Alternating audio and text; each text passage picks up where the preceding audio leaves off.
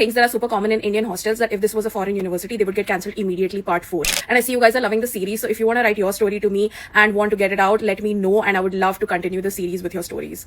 So there is this very popular engineering college that even I had applied to, but once I got to know this reality about them, I removed myself from the list immediately, because after going through a rat race like JEE Advanced and JEE Mains, I'm not going to subjugate myself to another problematic merit-based things for hostels. Yes, so the way it works is in first year, everyone has the same fee structure and everything, and you get allocated a dormitory room. And for the first year, everything is the same. But you start getting your next year dorm room only when you start scoring a particular marks. From second year, the way it works is you will be allocated your hostel. Yes, the fees is going to be exactly the same, but the way it's going to be allocated is the first ranker is going to choose first, then the second, third, and the last of the remaining floors, the last of the remaining rooms are going to be given to students who've got really bad marks. Now remember, college is a place where you are still learning, you are standing by yourself, it's a completely new environment. And a lot of very smart students sort of fail and fumble in college because they are not able to catch up with the same sort of academic pressure, or the subjects, it's just not working out with them. But if you're giving the same fee, you should have the same amenities you signed up for. The person with the first rank can get to choose a room with a good AC, with a good view,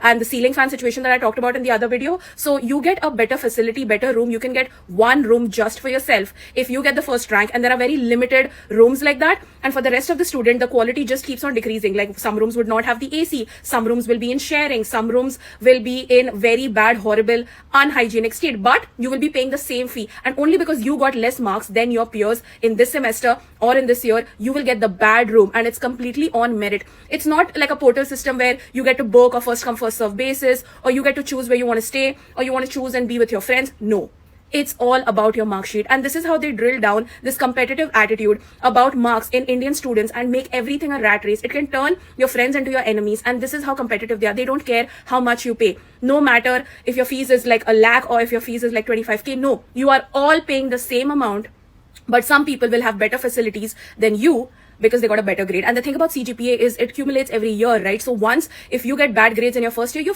for the rest of the 4 years, and you cannot stay outside the campus. You have to stay in the campus, and this is their way of assuring that students perform well and they have good competition. Mind you, college minimum has 1 to 2 kids deleting themselves from this world because of this behavior. This is the system we live in.